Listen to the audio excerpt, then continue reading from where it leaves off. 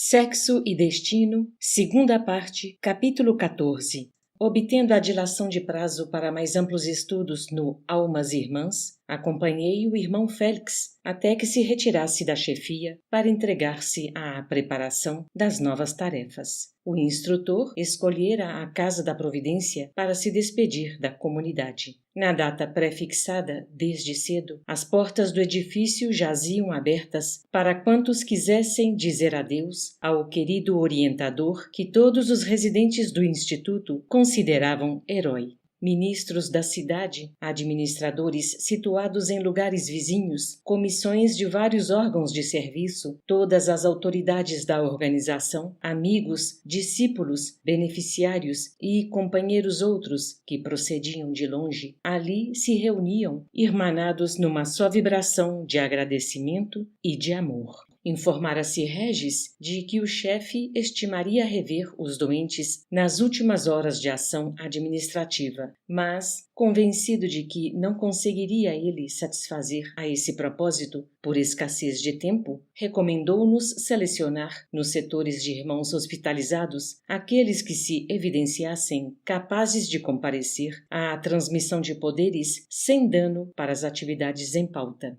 Alinhamos para logo 200 que não criariam problemas e, aspirando a salientar a dedicação incessante de Félix para com os menos felizes, determinou Regis fossem acomodados na primeira fila do auditório, como homenagem silenciosa àquele que os amava tanto. Destacavam-se quase todos eles, enfraquecidos e trêmulos, simbolizando vanguarda de saudade e sofrimento na assembleia, portando ramalhetes nas mãos. Contemplava-os enternecido quando Félix chegou, por fim, denotando a firmeza e a serenidade que lhe marcavam as atitudes. Instalou-se tranquilo entre o ministro da Regeneração, que representava o governador, e o irmão Regis, que o substituiria. Contudo, ao relancear os olhos pelos milhares de circunstantes que repletavam entradas, saídas, escadas e galerias, com os enfermos à frente, estampou no semblante abalo inexprimível. 500 vozes infantis, de antemão preparadas por irmãs reconhecidas, cantaram em coro 2 hinos que nos arrebataram a culminâncias de sentimento.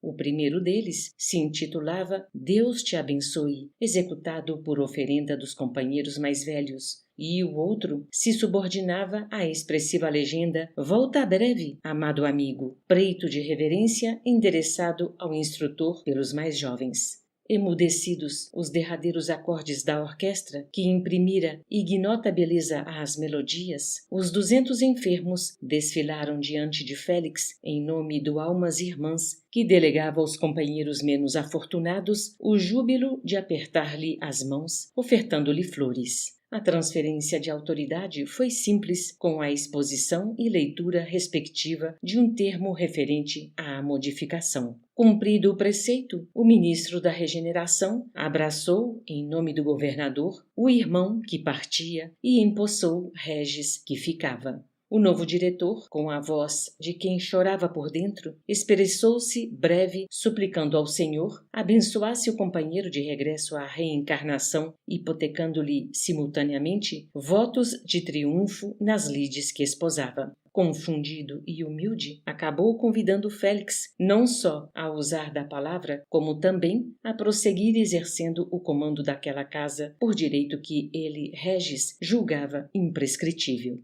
Intensamente comovido, o interpelado levantou-se e, qual se nada mais tivesse a ditar àquela instituição que lhe recolhera mais de meio século de trabalho, alçou a fala em prece. Senhor Jesus, que te poderia rogar quando tudo me deste no carinho dos amigos que me cercam na luz do amor que não mereço? Entretanto, mestre, em nos colocando sob tua bênção, temos algo ainda a implorar-te, confiante. Agora que novas realizações me chamam na terra, auxilia-me, por piedade, para que eu seja digno do devotamento e da confiança desta casa, onde, por mais de meio século, recebi a magnanimidade e a tolerância de todos. diante da alternativa de tomar novo corpo no plano físico a fim de resgatar débitos contraídos e curar as velhas chagas interiores que carrego por doloroso rescaldo de minhas transgressões, induze, por misericórdia, os amigos que me escutam a me socorrerem com a benevolência de que sempre me cercaram para que eu não resvale em novas quedas. Senhor, abençoa-nos e sê glorificado para sempre. Félix pronunciara as últimas palavras, sobrestando dificilmente a emotividade que o traía, mas, como se o firmamento lhe respondesse de imediato à apelação, amigos das esferas superiores ali presentes, conquanto se nos mantivessem inacessíveis ao olhar, valendo-se das forças espirituais de todo o auditório, positivamente orientadas numa só direção, materializaram farta chuva de pétalas que desciam do teto a se desfazerem em vagas de perfume inesquecível tão logo nos tocavam a fronte. A expectação prosseguia por instantes de jubiloso silêncio, quando um carro estacou à porta do foro repleto e, logo após, certa mulher penetrou o recinto revestida de luz. Num átimo, todos os circunstantes se levantaram, inclusive o ministro da Regeneração, que a envolveu para logo um olhar de fundo respeito. Hesitei um momento só, e eu, feliz, a reconheci. Era a irmã Damiana, que integra em nosso lar o quadro de campeões da caridade nas regiões das trevas, de quem conservava Félix o retrato e a quem se ligava por entranhados laços de afeto. A benfeitora, que revelava imensa modéstia, trajara-se de esplendor, daquele esplendor que, de certo, tantos sacrifícios lhe custara, tão só para mostrar o regozijo com que vinha receber e aprontar para novo renascimento aquele a quem amava por filho do coração. 4 anos passaram celeremente. Esperança, esforço, trabalho, renovação. Embora nunca me esquecesse de Félix, vários instrutores nos haviam recomendado o afastamento temporário da nova incumbência de que se investia para não sermos tentados a prejudicá-lo por excesso de mimos. No entanto, quando menos esperava, o irmão Regis enviou-me fraterna mensagem avisando que cessara o impedimento. Félix vencera todas as lutas no ajustamento ao veículo físico. Alguns dias depois, Cláudio, Persília e Moreira, em serviço no Rio, convidaram-me, em afetuoso memorando, a rever o inesquecível amigo que, até hoje, o Almas Irmãs cerca de infatigável carinho. Revivendo comovedoras lembranças, tornei ao Flamengo. Contudo, o tempo tudo alterara. Família diversa ocupava o apartamento que se me vinculava às recordações. Um amigo desencarnado, por solicitação de Moreira, que o cientificara de minha visita eventual, me forneceu, prestativo, o novo endereço, explicando que Gilberto e Marina se viram na contingência de vender a moradia, a fim de atenderem a questões de inventário meses após a desencarnação de Cláudio. A família morava agora em Botafogo, para onde me dirigi ansiosamente. Nenhuma frase terrestre para delinear a aventura do reencontro. Cláudio e Persília estavam lá. Moreira, ausente em serviço, chegaria mais tarde.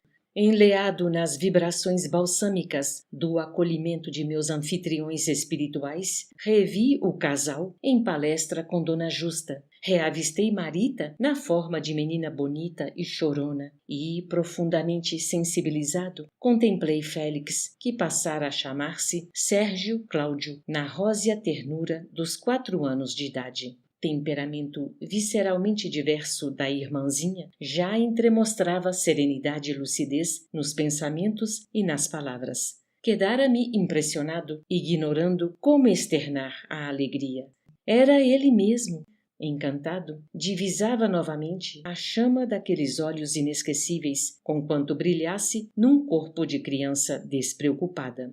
Cláudio e Persília informaram-me que Nemésio fora conduzido ao plano espiritual 1 ano antes, em seguida a escabrosos padecimentos. Contaram que verdadeiras maltas de obsessores ameaçavam o apartamento de Botafogo, quando o pobre companheiro se achava prestes a partir. Persília, porém, acompanhara o movimento intercessório que se levantara em favor dele no Almas Irmãs. Amigos devotados interpunham recursos deprecando caridade e misericórdia quando se soube que a justiça no Instituto o considerava incurso em definitivo banimento. Antigos companheiros, em apelos calorosos, mencionavam os gestos de beneficência que praticara ao tempo de Dona Beatriz, somados ao triênio de enfermidade e paralisia que suportara resignado. Diante dos empenhos multiplicados de que o próprio irmão Regis partilhava, já que, seguindo a orientação administrativa de Félix, inclinava o poder à benevolência e os magistrados permitiram a reabertura do processo para debates amplos.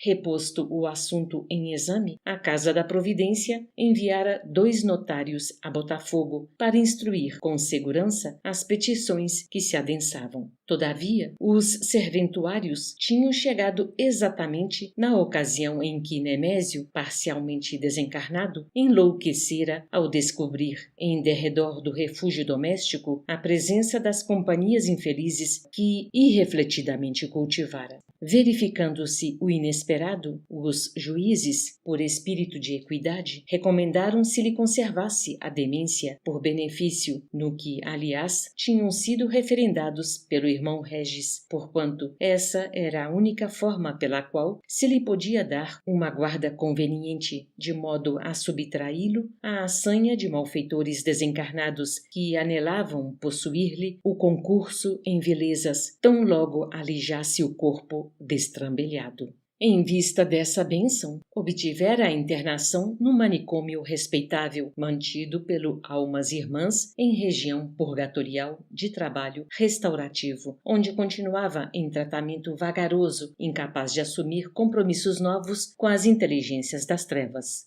Quanto a Márcia, andava doente, mas arredia. Nunca mais retornara ao convívio familiar, não obstante o interesse incansável de Gilberto e Marina para reaver-lhe a confiança. Dizia detestar parentes. Apesar de enferma, bebia e jogava com desatino. Cláudio acentuava, porém, que os filhos espreitavam o ensejo a fim de apresentar-lhe os netos. E Persília aditava que eu chegara justamente na véspera de tentativa promissora.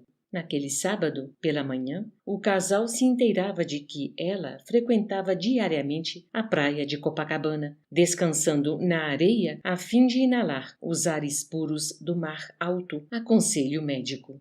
No dia imediato, domingo, Gilberto e Marina contavam com tempo bastante para a nova investida à conquista da suspirada reconciliação. Estava convidado a cooperar.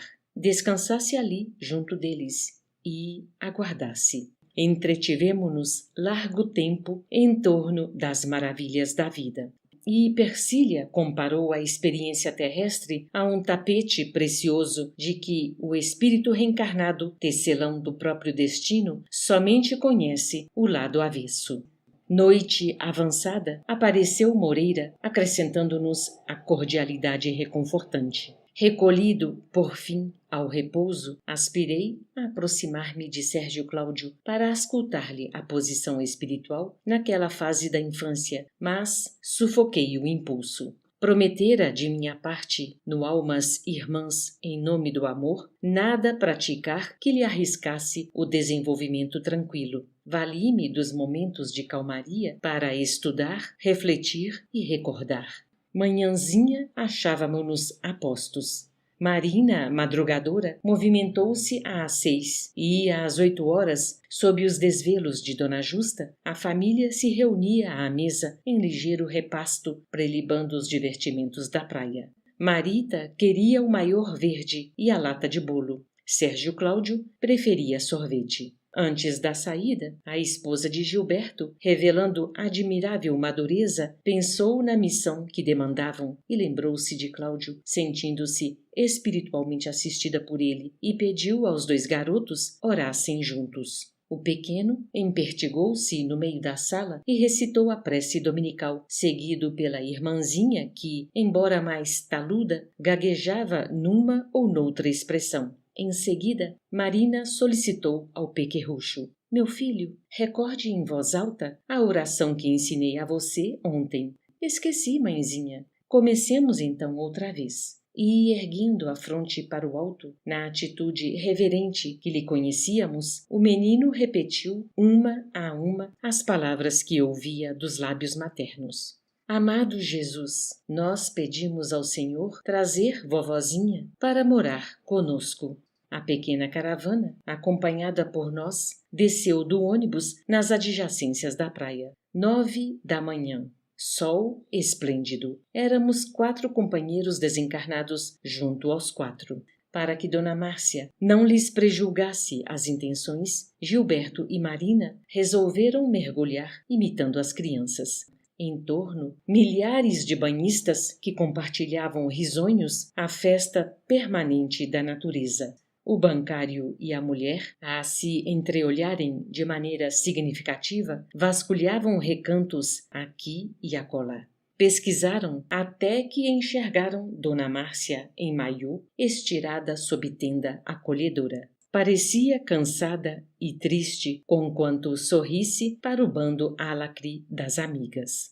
Cláudio, emocionado, ponderou que dispunhamos da possibilidade de envolvê-la em reminiscências edificantes. Acercamo-nos dela, enquanto Gilberto e Marina, com os rebentos, se aproximavam, guardando aparente despreocupação. Sob nossa influência, a viúva Nogueira começou, inexplicavelmente para ela, a pensar na filha. Marina.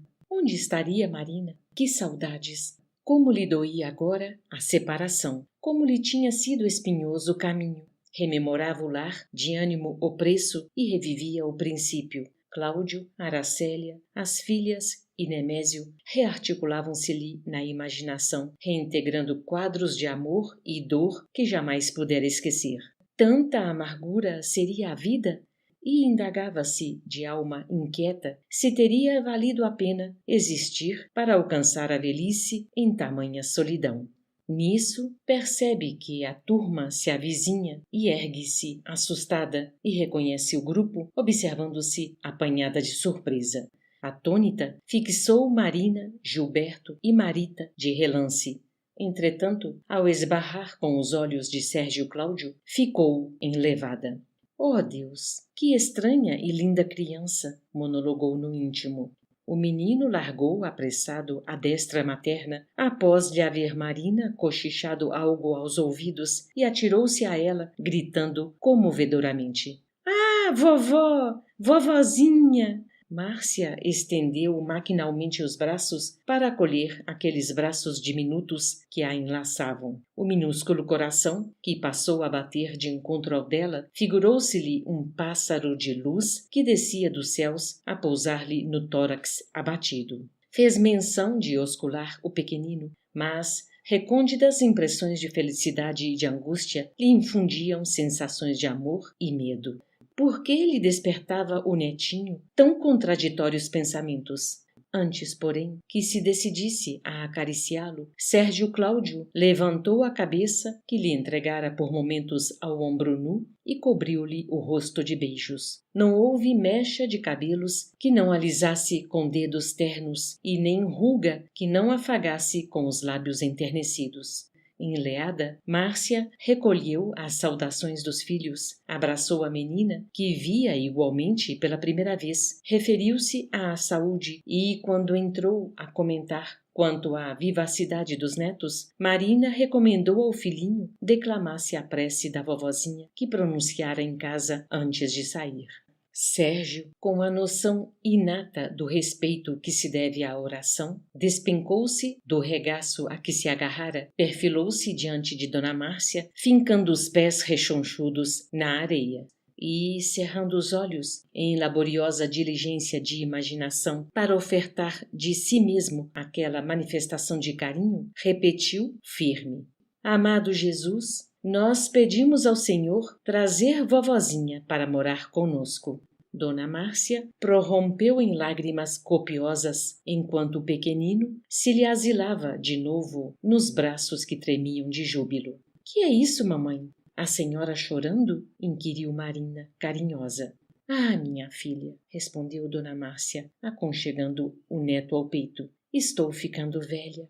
Logo após, despedia-se das companheiras, avisando que, naquele domingo, almoçaria em Botafogo, mas, intimamente, estava persuadida de que não mais largaria a residência da filha em Botafogo, nunca mais. O menino prendera-lhe o coração. Acompanhei o grupo até o asfalto. Gilberto, feliz, chamou um táxi.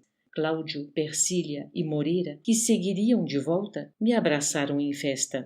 Contemplei o carro que deslizou na direção do Lido para seguir adiante.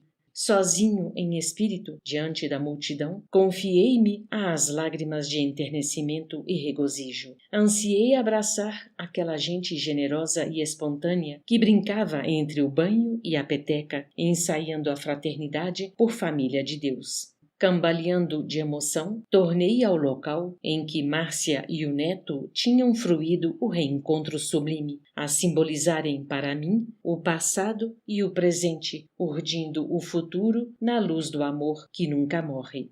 Osculei o chão que haviam pisado e orei, rogando ao Senhor os abençoasse pelos ensinamentos de que me enriqueciam. 2 milhares de companheiros reencarnados em risonha agitação, e nenhum me assinalou de leve o culto de reconhecimento e de saudade. O mar, entretanto, qual se me visse compadecido o gesto medroso, arremessou extenso véu de espuma sobre o trato de areia que eu beijara, como se quisesse guardar a nota apagada de minha gratidão e reverência na pauta das ondas, incorporando-a à sinfonia imponente com que não cessa de louvar a beleza sem fim. Fim.